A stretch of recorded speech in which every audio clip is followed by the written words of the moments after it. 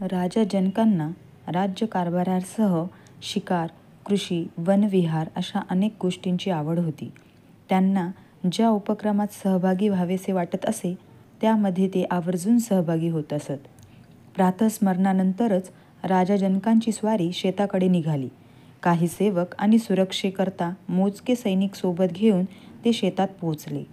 शेताच्या एका टोकापासून नांगरणी करत दुसऱ्या टोकापर्यंत जाताना राजा जनकांना एका बाळाच्या रडण्याचा आवाज येऊ लागला. त्यांनी चौफेर नजर फिरवली तरी त्यांना केवळ नांगरलेली काळी जमीनच दिसत होती. कोठेही शेतमजूर काम करत नव्हता. क्षणभर मागे पाहिल्यावर त्यांना केवळ त्यांचे काही सेवक आणि सैनिकच दिसले. मग बाळाच्या रडण्याचा आवाज कुठून येत आहे? या शेतात एखादा नवजात शिशू कसा हरवला असेल? ते बाळ आहे तरी कुठे? या प्रश्नांच्या उत्तरांचा पाठपुरावा करण्यासाठी त्यांनी बाळाच्या आवाजाच्या दिशेने पावले टाकली व शेताच्या काठावर त्यांना एक नवजात कन्या दिसली. त्या कन्येच्या अंगावर कोणतेही वस्त्र नव्हते.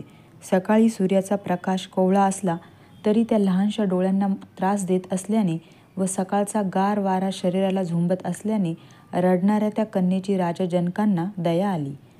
त्यांनी तिला कडेवर घेतले. तोवर सेवक आणि सैनिक तेथे धावतच आले. ही कन्या कुणाची आहे?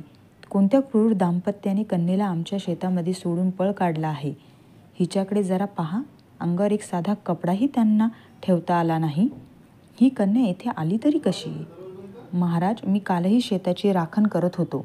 मला रात्रीपर्यंत कोणी येथे आलेले दिसले नाही, सेवक म्हणाला. याचा अर्थ मध्यरात्री कोणीतरी हिला येथे सोडले असेल.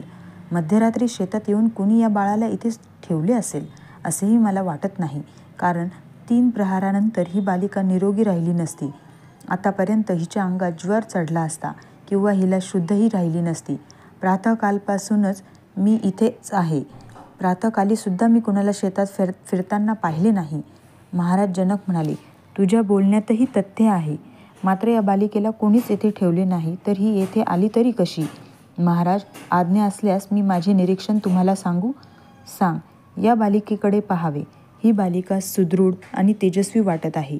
ही एखाद्या सामान्य बालिकेप्रमाणे दिसत नाही, तर हिच्या स्वर्णिम कांतीमुळे आणि किंचित मोठ्या बाहूंमुळे ही कुणी देवकन्या असावी अशी शंका माझ्या मनात येत आहे. सेवक हरिहर्षाने अंदाज व्यक्त केला. हे तू काय बोलत आहेस हरिहर्ष? देवता त्यांची कन्या आमच्या शेतात का ठेवतील? महाराज, यामागे काही ईश्वरी संकेत असू शकतो. हिचे भविष्यच माझी शंका योग्य किंवा अयोग्य ठरवेल. राजा जनकांनी त्या बालिकेला काही क्षण निरखून पाहिले. सेवकाच्या सांगण्यानुसार खरोखरच तिची त्वचा तेजस्वी आहे हे जनकांना जाणवले. या बालिकेचा सांभाळ करण्यासाठी कुणीही सिद्ध नसल्याचे पाहून ते म्हणाले, राजाच्या नात्याने मी या बालिकेचा पिता आहेच, मात्र हिचे पालनपोषण करण्याचे उत्तरदायित्वसुद्धा आता माझे आहे असे मी समजतो. नांगरणी करताना ही बालिका मला धरणीच्या कृपेनेच सापडली असे समजून मी हिचे नावही सीता असेच ठेवतो आहे. महाराज, राज्याला या बालिकेच्या रूपात पहिली राजकन्या प्राप्त झाली आहे हे पाहून मला अतिशय आनंद झाला. अंगरक्षक अग्निधर म्हणाला. होय महाराज, आज्ञा असल्यास मी राजप्रासादात जाऊन ही मंगलवार्ता सर्वांना सांगतो व आनंदोत्सवाची तयारी करतो, हरिहर्ष म्हणाला.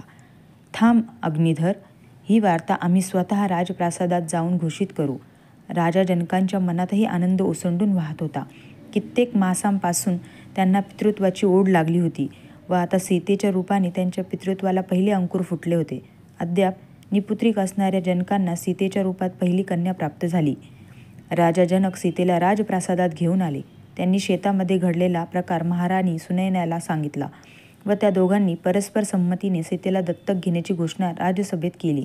मिथिलेत सर्वत्र हर्षोत्सव साजरा झाला.